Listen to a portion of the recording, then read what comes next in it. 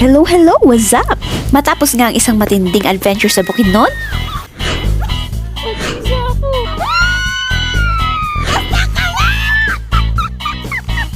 dako naman tayo sa isang small but terrible na isla. Sasakay tayo sa ferry. Welcome aboard! Exciting dahil first time natin to. Pero biglang bumigat ang katawan namin. Buhay na buhay pa kami kanina pero parang sinapian kami ng espiritu ng antok. Saka namin na-realize, uminom pala kami ng Bonamine before travel para nga daw hindi kami mahilo. Ako naman oo nang oo, hindi ko inisip pang patulog pala yun. Ayan, tuloy hindi ko na-enjoy ang ferry ride ko. Pero para kang bumabagtas ng isang rocky road. Pero smooth lang yung pag-alog. At nakarating na nga tayo. Welcome to my diary and welcome to Camiguin. Voy a cantar esta Kung saan canción lumaki ang kaibigan natin si Shell. de mi corazón a la República. Paglapag namin sa lupa, dumiretso na kami sa bahay ng lola ni Shell. Nagpahinga kami saglit upang tunawin ang Bonamine sa aming katawan. Ang moody ko pa naman pag inaantok. Noong hapon na kami gumala, sa White Island sana muna kami kaso maaga silang nagsara dahil sa high tide at dahil na rin sa habagat. Kaya heto kami ngayon, paikot-ikot. Papunta tayo ngayon sa isang hot spring. Take note, ang Camiguin ay pinamumugaran ng 7 active volcano. Isa na nga rito ang Mount Hibuk-Hibuk. Nag-erap yung hibuk-hibuk dati. Yun yung nag-cause ng soil na maging matamis yung mga lanzones. Maligayang pagdating sa Ardent Hibuk-Hibuk Spring Resort. Ito ay matatagpuan sa paanan ng Mount Hibuk-Hibuk. Maakyat daw si Shell dito at ang kanyang lola para dito maligo. Kwento pa nga ni Shell, nag-i-skip daw sila sa klase para lang maligo dito. Minsan lang naman. Tingnan din natin kung may makakasalubong tayong afam. Kasalubong natin kay MG. OMG! Ang daming tao! Magsilabas ang mga pugi! Oo nga pala, long weekend ngayon. Holiday sa Monday. Pero okay lang yan. Tuloy ang swimming. Anyong. Tapos na kami maligo. Pasado 7:00 na ng gabi. Pinagluto nila kami ng dinner. Diba? Ang sarap ng buhay. Visitor first sila kaya mauuna kaming kakain. Salamat po sa naghanda at sa pagkain. Good morning! Isa na namang panibagong buhay. Alis agad tayo pagkagising para mauna tayo sa pila. Mag-lipstick din tayo. Baka wala lang. At sa araw na to, samahan niyo si Joy Girl para libutin ang Camiguin. Close pa yung mga tourist spots kaya picture muna.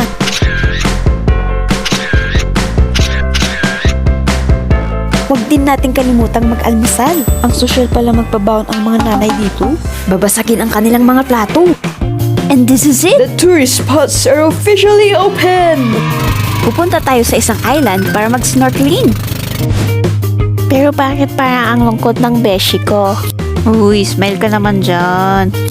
Hindi, masaya talaga yan. May bahid pa kasi ng Bonamine ng dugo ko. Nakatulog naman ako ng maayos kagabi. Pero magigising ka talaga sa ganda ng tanawin. Maligayang pagdating sa Mantigil Island. Isa itong protected marine sanctuary. Maliit lang ito pero palaban sa linis at ganda. Tara, lusubin natin ang isla na to. Hello, ma'am. Good morning. Good morning po! Welcome to Mantigui Island, Nature Park. Tagalog. Tagalog sila. Sila. Tagalogin na lang natin para lahat po tayo pantay. Okay. So, everybody, good morning. So, welcome to Mantigui Island, Nature Park. My name is Ikoy. I am a local tourist guide in this island. So, I'll give you the meaning of Mantigui. Mantigui, M for man. A for adventure. N for nature. D for tourist. And G4, gorgeous. Yun yung natandaan ko. Alam ko kasing gorgeous ako eh. Charot. At meet Carol nga pala. Pinsan siya ni Shell. Masaya kami at nakasama ka. Nakapagpalit na rin kami. Magdodoxology kami sa dagat. Ready na kami for snorkeling. Pero actually, tapos na kaming mag-snorkeling dyan. At super na-amaze ako. Esta canción Kaya ayaw nyo sumisid. Tapos naka-video. Sa linis at linaw ng tubig, kitang-kita mo talaga ang mga corals. At ang daming mga grupo ng isda. Yung talagang nagsisircle-circle silang lumalangoy. Eto naman ang sabi ni Jess. May pan, pawikan, daming klaseng isda. Tapos tinasyo kasi ni... Kinilabutan din ako nung nakita ko ang bangin ng dagat. Kantil yung tawag nila sa Bisaya. Parang pag tumalon ka dun mahuhulog ka sa kawalan. Kasi nga super lalim tapos hindi mo makikita kung anong meron dun. Grabe, super astounding pala talaga ang mundo sa dagat. Yung parang nasa magical world ka. Totoo nga. Ay, marunong lumangoy yung cellphone nyo?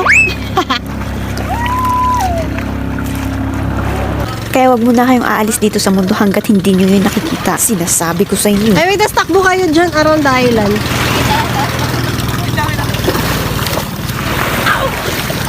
Dahan-dahan.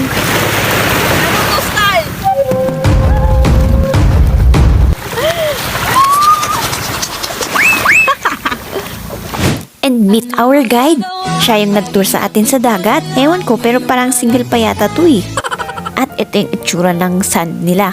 Parang ginadgad na new. Ang sarap ngalin. At bago tayo umalis sa island na to, magsusupermodel muna tayo ng pang beach outfit. Never ko ngang naisip yun eh. Tsaka nakakahiya. Pero sabi ni Shell, tumatanda na kasi tayo nga eh. Aba, nung narinig ko yung tumatanda, na-imagine ko yung sarili kong kulubot na ang balat. Ay sus, nag-shopee agad ako ah. Pang pictorial lang naman. And bawal mag-zoom. Voy a cantar esta canción con mucho cariño de mi corazón. Oh, tama na, tama na. And that's our Mantigi Island adventure. Pag pupunta kayo dito, agahan nyo para unahan nyo yung mga divers para hindi lumayo yung mga sea turtles. O, diba? Kanina lang nakasimangot, ngayon nakangiti na. O, si Shell, parang pirata. And back to lupa ulit tayo. Ang dami nilang flag. At nagsampay na rin kami. Wais! Dito pala tayo nag-offboarding kahapon. Sunod naman nating pupuntahan ang isang cold spring. Fresh and cool ang tubig doon. At galing daw sa Mount Mambajaw ang tubig. Dito nga'y nakahanap tayo ng masarap na merienda. Ang keeping. Para itong crackers na walang bitchin. Tapos pinatamis ng syrup. Nagustuhan namin agad ni Jess. At welcome to Santo Niño Cold Spring. Ang linis at relaxing. Nanggagaling yung tubig dun mismo sa bottom ng swimming pool. Hindi samentado yung flooring niya. Pero bihira kong maapakan. Kulang ako sa height. Ang sarap din mag-dive pero hindi ako marunong lumangoy. At lamig ng tubig. Maganda rin yung kanilang mga cottage. Pulidong pulido oh. Eto naman ang mga katropa ko. Tara, picture muna. Pagkatapos sa spring, tara naman sa falls. Nag-enjoy pa kami sa spring na yon, pero baka kulangin kami sa oras pag nagstay pa kami doon. Nag-rent din ako ng life vest para naman hindi lang tayo sa gilid-gilid ng pool. Teka, mayaman talaga sa flag ang Mindanao, no? Solid na solid din ang kanilang gubat. Ang kakapal ng mga puno. And ladies and gentlemen, welcome to Tuwasan Falls. Malapit lang sa stopover natin ang falls na to. Ayun na! Habang lumalapit tayo lumalamig na din yung kapaligiran. Good sa akin yung tubig dahil mababaw lamang. Perfect para sa di marunong lumangoy. Nilalamig ako ngayon.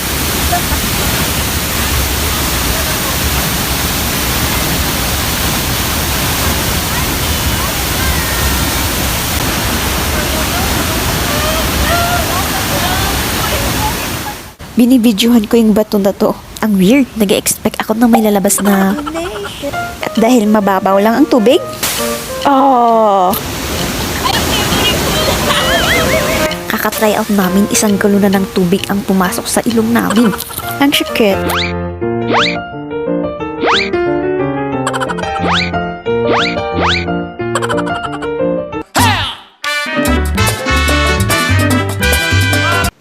Eto naman nung paalis na kami. Papicture sana kaming tatlo kaso walang photographer. Nahiya kaming makisuyo sa mga dumadaan. Tapos may nakita kaming pulis. Papapicture sana kami sa kanya. Pero nahihiya pa rin kami.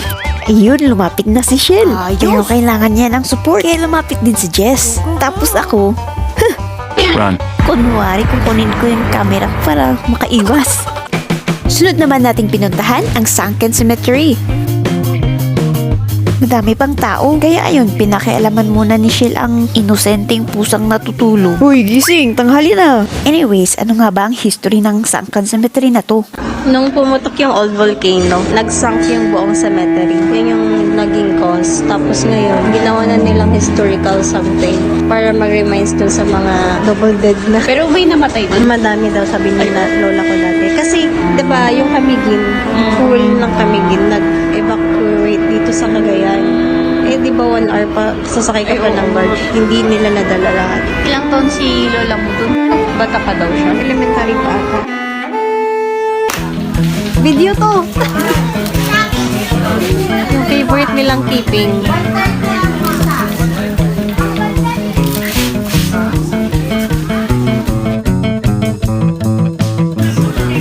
Yan na nga yung lagi yung gusto. Favorite niya na nga yan. Ang sarap naman kasi. Ba't kayo walang ganito sa amin? Anyong, pasado alas 12 na, medyo ginugutom na kami. At may pa-ice cream si Madam. Kamsam ni Do. Sus, pasimple pa si Kuya. Charot. Alam mo, sign na to para bumili ka ng ice cream habang nanonood. Para lahat tayo kumakain. Ang nostalgic ng daanan nila dito. Naalala ko yung lola ko. Yung tipong simple pa ang lahat. Kaya ko binibidyohan yung kalsada. At para na rin makahagilap ng chismis. Tingnan mo, may community service sila. Oo nga pala, ang next destination natin ay falls ulit. Welcome to Katibawasan Falls. As usual, register muna. Jess, A company check muna tayo, baka may nawawala. chill. Wala pa kami sa falls pero dinig na ang pagaspas ng tubig. May kapit pa doon? And this is how we look like. Kompleto ang baon namin. Thank you po talaga sa family ni Shell.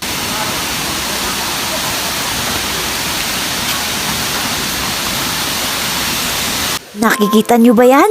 Amazing, di ba? Ang liit mo lang Camiguin pero ang dami mong maipagmamalaki. Ano pala ang sinasabi ng Camiguin pag umaalis ka na sa Camiguin Island? Edi, Camiguin. Ha ha ha, hindi yun joke. Ang haba ng hair. Uy, teka lang, hintayin niyo ako.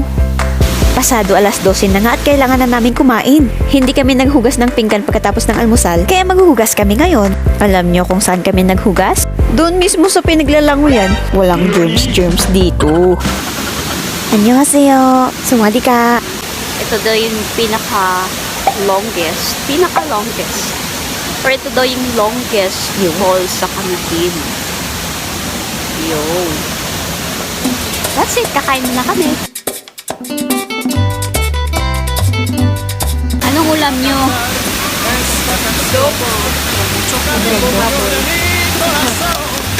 Sinong magluto niyan? Kayo? Anong oras kayo nagising? Alas 3. Alas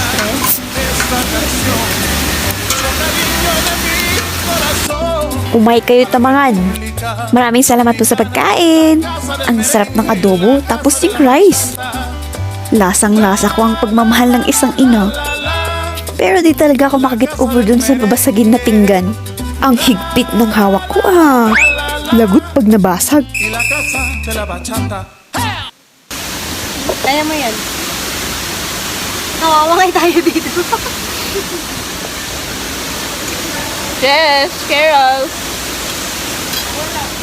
This is our view. Oh, diba?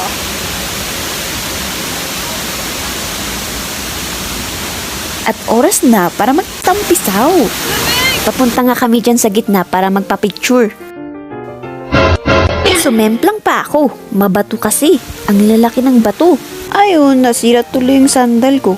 Pero naayos naman. At maraming salamat Carol sa iyong presensya. And this was the moment I knew.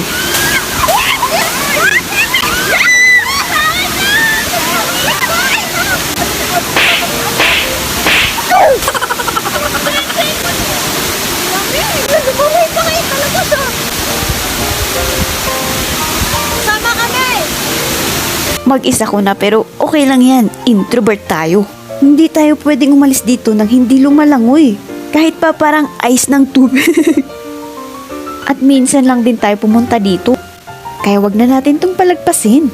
Ang lamig guys, parang naka-ice bucket challenge tayo. At alam nyo ba, ramdam kong 5% na lang yung natirang bonamin sa dugo ko. Paalis na kami sa nawawala. Ay naku. At ano ulit ang sinasabi sa mga turista pag paalis na sila? Thank you, Kamigin! At maliligo na nga kami before our last destination sa White Island. Maliligo magpapalit and see you there! At magsa-sunscreen din pala. Thank you, Jess, sa sponsored na sunscreen. Nag-cost ng Sunken Cemetery.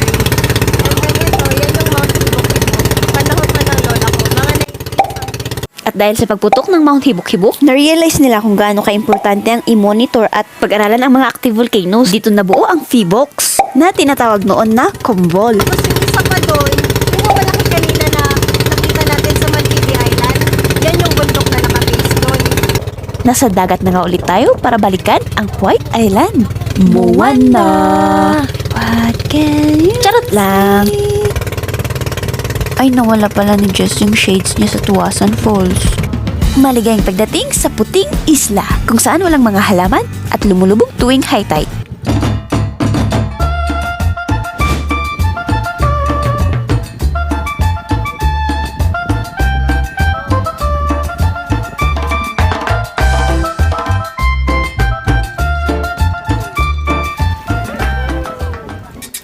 Picture time! Nag-rent kami ng payong kasi ang init. Esta canción Nakahanap nga ako ng afam, pero tingnan nyo naman. Wala siya dyan kanina. Hindi kami makalipat kasi ang hirap hilain yung payong. Di bali na nga. Pinagsisihan ko ding hindi magseryoso sa picture namin. Walang matino. Meron pero alanganin.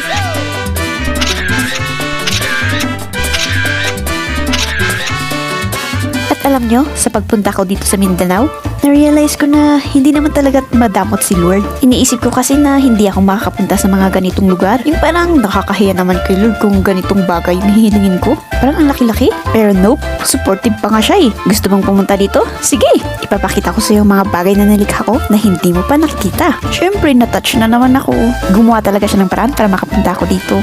Isa na dito si Rochelle at Jesusa. Kamigin! See you next year. For the third time. Ay, ilang ano na ba to? At dito na nga nagtatapos ang ating Kamigin Travel. Salamat kaayo sa effort, Rochelle, sa pagplano, sa pag-coordinate, hinaot panalanginan ka sa Ginoo. Maraming salamat din po sa mainit na pagtanggap niyo sa amin sa inyong bahay. Kay Lola, hinaot hatagan ka sa Ginoo ug kusog ug maayong panglawas. Pati tita kag tiyo. Ingat po kayo. Ito naman yung pusa ni Rochelle, parang tilapia. At tayo naman ay nagbabalik sa Cagayan de Oro. Wow, pinagluto kami ni Shell. Congrats, ready ka na nga. Ready ka na din ba, Jess? At ito na yung huling lunch namin this year na magkakasama. Hopefully, makompleto tayo next year or sa next year.